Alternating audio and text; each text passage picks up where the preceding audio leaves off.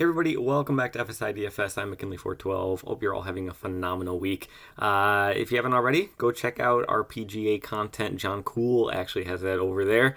It's pretty amazing what he's able to do. He's had some nice takedowns as well. So if you haven't already, go check that out. He's going to have shorts up for each of the showdowns throughout the tournament this weekend. So, the importance of tee times matters in golf in terms of, weather and when that all lines up. And he's got that covered. So go check him out. Support the PGA over there. It's really an incredible space. But for now, in this video, we're going to be covering the 5-game night slate.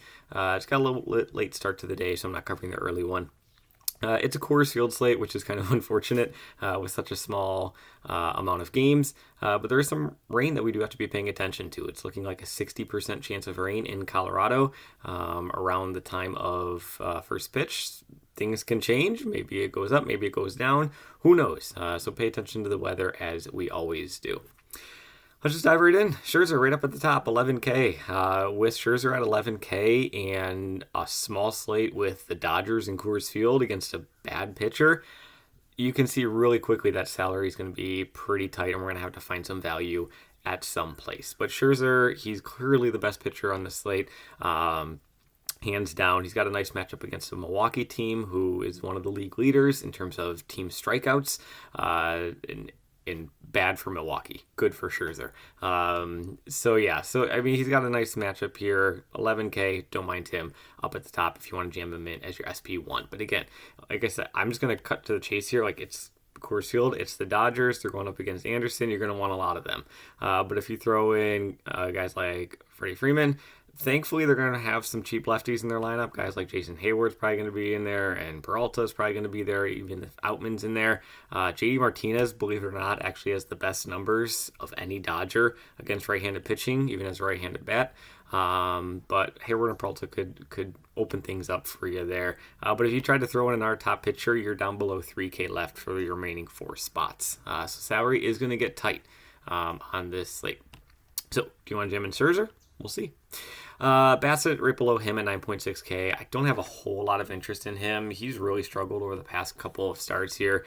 You can see 8.32 earned runs and only going a handful of innings. Not even a handful of innings. So going up against San Francisco actually has a really good offense, believe it or not, in terms of like runs scored, runs generated. They're like a top 5 offense in the entire league. We just don't really like them too much for DFS purposes because they just pinch hit so much.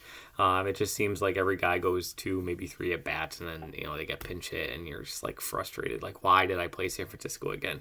So while they do have a not so great DFS view as a batting team, they do have some pop in their bat. So I don't have a whole lot of interest in Bassett. Going into that mid-tier and the 8K tier, Walker is going to be the front runner. He has been phenomenal in his past 4 starts, only allowing 2 earned runs. You can see what he's been able to generate. Nice floor in terms of strikeouts. He's going deep into games, hit 100 pitches 2 starts ago.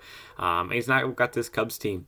The Cubs team that was just in London a handful of days ago, and they're 0-2 since. Haven't looked too great in either of those games. So maybe Walker's able to continue this nice run that he has been on at a nice affordable price tag at only 8.8K. But like I said, if you jam in Scherzer and Walker and try to do a big Dodger stack like that, like with I try to point with my finger. You guys can't see that. But if you try to throw in JD Martinez there, you can see it gets really tight in terms of salary. Below them, let's see where I had on the sheet. I do have France below Walker. Am I excited about it? No, not really. St. Louis, we've seen them. It seems like St. Louis has broken just as many slates in terms of like generating amazing offense this season as the best teams, but it also seems like they've thrown out as many duds of games as we've seen of teams throughout this season. So it's really tough to project where they're going to be. I don't have a whole lot of interest in France. I would much rather go with Walker if you are going there. Going down into the low cheap tier, I do have Hendricks first over Sheehan, and it's mainly the rain. I'm concerned about the rain in Colorado. Like, if they play 3 innings, rain delay, he's done. it's over. So that's the main reason why I do have Sheehan a little bit lower. But even Kendricks, I'm not really thrilled about this. Like, Kendricks has no strikeout rate at all. Like, it's probably in like the low to mid teens.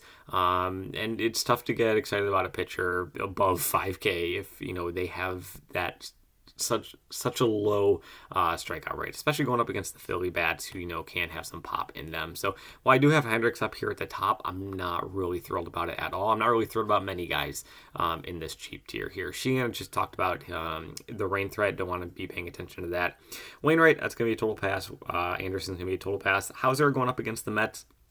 Hauser, again, yeah, like, he's there. I'm not super thrilled with it. They're going to try to throw him. This is a relief game here, so pay too much attention to that.